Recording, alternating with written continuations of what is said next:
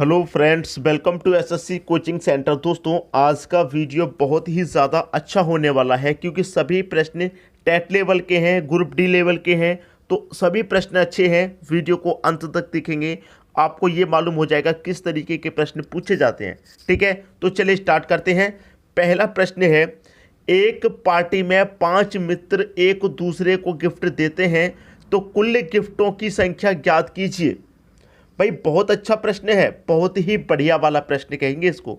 ठीक है, ये प्रश्न की बात करूं मैं, ये टेट लेवल का सबसे इंपॉर्टेंट प्रश्न है। टेट का सबसे इंपॉर्टेंट प्रश्न कहेंगे, हर बार पूछा जाता है इस तरीके का प्रश्न, हर बार। ठीक है, तो देखिए कह रहा है कि एक पार्टी में 5 मित्र हैं। कितने मित्र हैं दोस्तों? 5 मित्रों की संख्या 5 है टोटल। 5 मित्र एक दूसरे को गिफ्ट देते हैं तो कुल गिफ्टों की संख्या ज्ञात कीजिए। देखिए, इसमें 2 तरीके के प्रश्न होते हैं। एक तो होता है गिफ्ट वाला प्रश्न और एक होता है हाथ मिलाने वाला प्रश्न। क्लियर है? एक गिफ्ट देने वाला और एक होता है हाथ मिलाने वाला प्रश्न। क्लियर है ना इतनी बात? अब यहां पर आपसे कह रहा है कि एक पार्टी में 5 मित्र एक दूसरे को गिफ्ट देते हैं। ठीक है, अब मैं यहां पर बात करूं, सबसे पहले समझाऊं आपको। एक ये मित्र हो गया, एक ये मित्र हो गया, ये 2 मित्र हो गए। ठीक है, अब ये पहले वाला व्यक्ति इसको गिफ्ट देगा। ठीक है, और ये दूसरे वाला व्यक्ति इसको गिफ्ट देगा। तो कितने गिफ्ट हो गए दोस्तों? टोटल 2 गिफ्ट हो गए। भाई इसने इसको गिफ्ट दिया, इसने इसको गिफ्ट दिया, क्योंकि क्या कर रहे हैं, वो एक दूसरे को गिफ्ट दे रहे हैं कि नहीं दे रहे। तो इसका एक फॉर्मूला होता है, वो होता है n इंटू एन माइनस 2। ठीक है, याद रखिएगा, n इंटू एन माइनस 2 ये फॉर्मूला होता है। अगर आपको प्रश्न में गिफ्ट वाला कहा गया है तो इसी को लगाएंगे। अगर आपको प्रश्न में हाथ मिलाने वाले कहा गया है तो इसको नहीं लगाएंगे। फिर इसमें थोड़ा सा चेंज है, n into n minus 2 divided by 2। ठीक है, ये कब लगाना है? ये तब लगाना जब आपसे हाथ मिलाने वाला पूछा जाएगा, और ये कब लगाना है? जब आपसे गिफ्ट वाला प्रश्न पूछा जाएगा। बस क्या चेंज है? डिवाइड बाई 2 हो जाता है हाथ वाले में। n आपका कितना है? 5 है। ठीक है, n आपका 5 है, 5 में से घटा देंगे। देखिए गलती हमसे हो गई, यहाँ पर n माइनस 1 होता है, फॉर्मूले में हमने 2 लिख दिया। यहाँ भी 1 होता है, यहाँ भी 2 लिख दिया। हमसे ही गलती हो रही है दोस्तों। ठीक है, कोई बात नहीं, गलती सुधार ली हमने। n 5 है, n में से 1 घटा देंगे, 4 गुना 5 चौके 20। तो आपसे पूछ रहा था कि गिफ्टों की संख्या ज्ञात कीजिए। कितने गिफ्ट हैं? 20 गिफ्ट हैं। बी ऑप्शन सही हो गया। अगर आपसे इसी प्रश्न में कह देता हाथ मिलाने के लिए कि 5 मित्र हैं, एक दूसरे से हाथ मिलाते हैं, तो कितनी बार हाथ मिलाए जाएंगे? इस तरीके से, एक ये हो गया, एक ये मित्र हो गया, 2 मित्र हो गए। ये वाला मित्र इससे हाथ मिलाएगा, ये वाला इससे मिलाएगा, तो यहां पर हाथ मिलाया जाएगा। जब 2 व्यक्तियों ने हाथ मिलाया तो हाथ कितनी बार मिला गया? 1 बार हाथ मिलाया गया। लेकिन 2 व्यक्तियों ने जब एक दूसरे को गिफ्ट दिया तो 2 गिफ्ट दिए गए। कितने गिफ्ट दिए गए? 2। और यहां पर हाथ कितनी बार मिला? 1 बार। तो इसीलिए हाथ मिलाने वाले में डिवाइड 2 हो जाता है, क्योंकि गिफ्ट का आधा होता है हाथ मिलाने वाला। ठीक है, समझ में आ गई बात? अब हाथ मिलाने का होता तो n आपका कितना है? 5 इंटू एन 5 में से 1 घटा देंगे, 4 डिवाइड बाई 2। 2 से 4 गया 2 बार में, 5 दूने का 10। ठीक है, हाथ कितनी बार मिलाए गए? भाई 10 बार हाथ मिलाया गया। मैं उम्मीद करूंगा सभी को प्रश्न अच्छे से आ गया, किसी को कोई समस्या नहीं। अब देखेंगे अगला प्रश्न। अगला प्रश्न है, एक पार्टी में 5 मित्र एक दूसरे से हाथ मिलाते हैं तो मिलाए गए हाथों की संख्या ज्ञात कीजिए। अभी अभी यही प्रश्न बता करके आ रहा हूं। n into n minus 1, n into n minus 1 divided by 2, ये 2 फॉर्मूले होते हैं।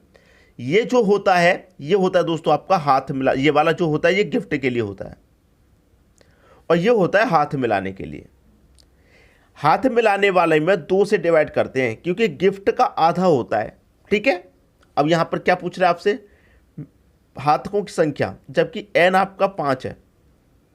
5 में से गया 1, 4 डिवाइड में 2, 5 दूने का 10, आंसर आ गया डी। क्लियर है दोस्तों सभी को? ये प्रश्न अभी अभी मैंने कराया है पिछले क्वेश्चन में, लेकिन यहाँ पर हाथ मिलाने वाला है, कोई बात नहीं, मैंने पहले ही समझा दिया था ये। तो अब आपको इस प्रश्न में कोई दिक्कत नहीं होने वाली है, हाथ मिलाने वाले में और गिफ्ट देने वाले में कोई समस्या नहीं होने वाली। ये फॉर्मूला याद रखने ना, ठीक है, n-1 गिफ्ट वाले में और n-1 डिवाइड बाई 2 गिफ्ट हाथ वाले में, ठीक है। अब देखते हैं अगला प्रश्न। अगला प्रश्न है, एक चिड़ियाघर में खरगोश और कबूतर हैं। यदि सिरों की संख्या 90 है और पैरों की संख्या 224 है तो कबूतरों की कुल संख्या क्या है। ये प्रश्न बहुत बार एग्जाम में आपको देखने को मिला होगा, लेकिन सबसे आसान तरीका मैं आपको बताने वाला हूं, ठीक है। देखिए करना क्या होता है, आपको हमेशा सिरों की संख्या लीजिए। सिरों की संख्या आपने ले ली, ठीक है। आपसे क्या पूछ रहा है, कबूतरों की संख्या। कबूतर के कितने पैर होते हैं, 2, और खरगोश दे रखा है, खरगोश के 4 पैर होते हैं, 4, ठीक है। खरगोश के 4 पैर होते हैं, कबूतर के 2। आपसे पूछ रहा है कि कबूतरों की कुल संख्या क्या है। कबूतर के 2 पैर होते हैं, मतलब 2 पैर वाले जानवर का पूछ रहा है।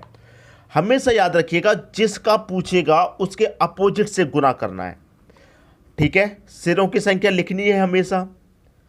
हमसे पूछ रहा है 2 पैर वाले का, तो 2 का अपोजिट हो गया 4 पैर वाला, तो हमें क्या करना है, 2 के स्थान पर 4 से मल्टीप्लाई करना है।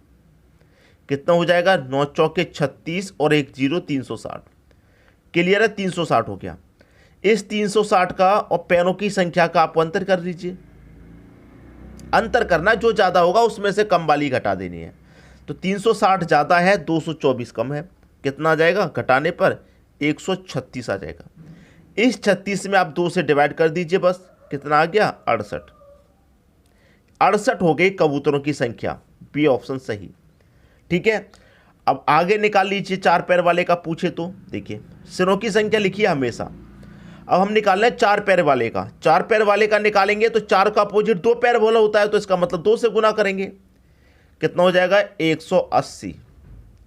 और पैरों की संख्या कितना है, 224। इनका हमेशा अंतर कीजिए, ज़्यादा में से कम को घटाइए। तो यहाँ पर मैं 224 में से 180 को घटा दूंगा तो 44 आएगा। इसको 2 से डिवाइड कर दो, बस 22 आंसर। तो खरगोश कितने हैं दोस्तों, आपके 22।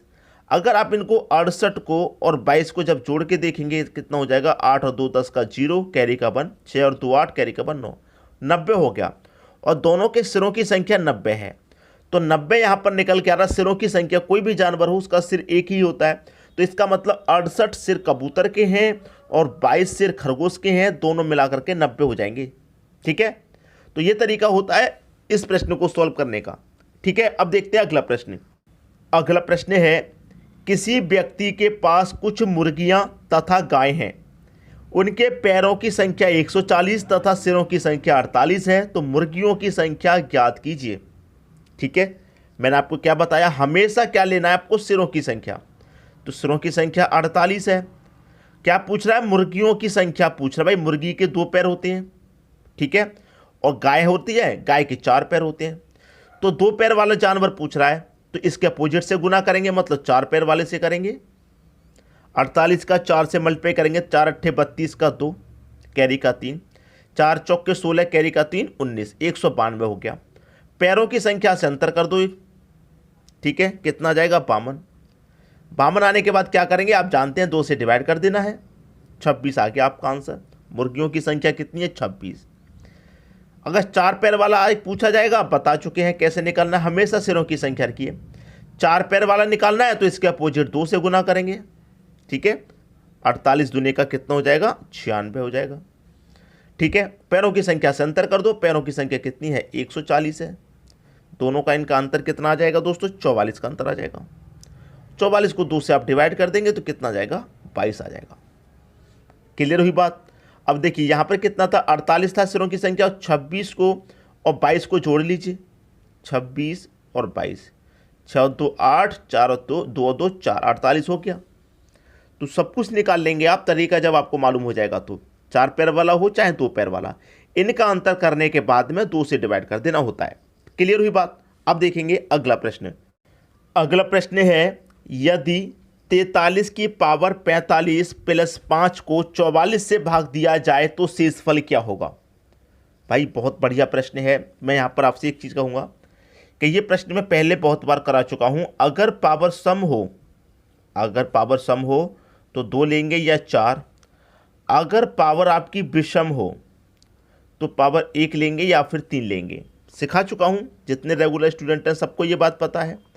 अब यहाँ पर कह रहा है कि 43 की पावर 45, 45 पावर है तो पावर कैसी है, विषम है, तो विषम पावर है तो सबसे पहले 1 लेंगे, तो 43 की पावर 1 प्लस 5, 44 से भाग दिया जाना है। भाग कितने से देना दोस्तों, इसमें 44 से। 43 की पावर 1 का मान 43 रहेगा, 43 में 5 जोड़ देंगे, ये हो जाएगा 48, और भाग देना है 44 से। 44 से कटाएंगे, 44 एकम 44 कट जाएगा। अब 48 में से 44 कट गया तो शेष कितना बचा, 4 शेष बचा। और आपसे पूछा क्या है प्रश्न में, शेषफल क्या होगा भाई, शेषफल होगा 4। सी ऑप्शन बिल्कुल सही। तो कोई समस्या नहीं प्रश्न में, अच्छे से समझ में आ गया। अब देखेंगे अगला प्रश्न। अगला प्रश्न है 2 की पावर 20, 5 की पावर 10, 8 की पावर 4 में अभाज्य गुणनखंडों की संख्या क्या होगी। बहुत अच्छा प्रश्न है दोस्तों। आज मैं आपको इस प्रश्न को करने का ऐसा तरीका बताऊंगा, पहले तो आप कभी भूल नहीं सकते इस तरीके को, और इस तरीके पर जितने भी प्रश्न बनते हैं वो आपसे सभी बनेंगे, ऐसा तरीका बताने वाला हूं, ठीक है। तो देखिए तरीका क्या है, आपको दे रखा है 2 की पावर 20, सबसे पहले तो प्रश्न को लिखते हैं, गुने 5 की पावर 10 गुने 8 की पावर 4। गुणनखंडों की संख्या क्या होगी ये पूछ रहा है, तो आपको गुणनखंड करने हैं। अगर मैं 2 का गुणनखंड करूं तो क्या होगा, 2 एकम 2 होगा। 5 का करूं तो क्या होगा, 5 एकम 5 होगा। तो ये गुणनखंड गलत है। क्यों गलत है, हमको ऐसा गुणनखंड करना है जिनका गुणनखंड 1 ना हो, 1 से मल्टीप्लाई ना हो, ऐसा गुणनखंड करना है हमको, ठीक है। अब देखिए 2 का कर लिया, 5 का कर लिया, अगर मैं 8 का करूं तो 8 का गुणनखंड क्या हो जाएगा, 2 गुने 2 गुने 2 हो जाएगा, 2 दूने का 4 दूने का 8 हो जाएगा। अब हमने जब 8 के गुणनखंड किए तो 2 से मल्टीप्लाई नहीं हो रहा, लेकिन 2 के गुणनखंड के में 5 के गुणनखंड में 1 से मल्टीप्लाई हो रहा है, और 1 से अगर मल्टीप्लाई हो रहा है गुणनखंड में तो ये गलत तरीका है। मैं आपको बता चुका हूँ गलत तरीका, ये तरीका बिल्कुल सही है, ठीक है। अब यहाँ पर इसका गुणनखंड नहीं हो पा रहा, कोई बात नहीं, एक आ जाएगा इसके स्थान पर। इसका भी गुणनखंड नहीं हो पा रहा, इसके स्थान पर भी 1 आ जाएगा। और इसका जब हमने गुणनखंड किया तो क्या आया, 2 गुने 2 गुने 2 आया, ठीक है। अब इसमें कुछ नहीं है करने के लिए, आंसर मिल गया आपको भाई। इनकी पावर जो है उनके गुणनखंड से मल्टीप्लाई कर दो, तो 20 का मल्टीप्लाई 1 से करेंगे 20 रहेगा, प्लस 10 का मल्टीप्लाई 1 से करेंगे 10 रहेगा, इनको जोड़ देना है। और यहाँ पर 3 गुणनखंड है तो 4 का मल्टीप्लाई हम 3 से करेंगे, क्योंकि गुणनखंड यहाँ पर 3 है, तो 4 तिरिक का 12। जोड़ दीजिए सबको, 20 और 10 30, 30 में 12 जोड़ेंगे 42। ये आपका आंसर आ गया। बताइए कोई भी बच्चा ऐसा होगा क्या इसकी समझ में नहीं आया हो भाई। अगर इनके गुणनखंड इस तरीके से बन जाए कोई भी संख्या के, तो 3 बार बन गया तो 3 से मल्टीप्लाई कर देंगे। उसी तरीके से अगर यहाँ पर कोई संख्या ऐसी होती जिनका 2 बार बन जाता 3 बार, तो 20 का मल्टीप्लाई उतने से कर देते। 3 बार बनती तो 3 बार, 4 बार बनता तो 4, लेकिन बन ही नहीं रहा है। 1 से बनना है तो 1 से हमें बनाना नहीं है। 1 से बनाने का मतलब है कि यहाँ पर 1 ही आएगा, फिर ठीक है, 1 ही आएगा। मैं उम्मीद करूंगा कि सभी को प्रश्न बहुत अच्छे से समझ में आ गया, किसी को कोई दिक्कत परेशानी नहीं होगी, ठीक है दोस्तों। वीडियो देखने के लिए आपका बहुत बहुत धन्यवाद।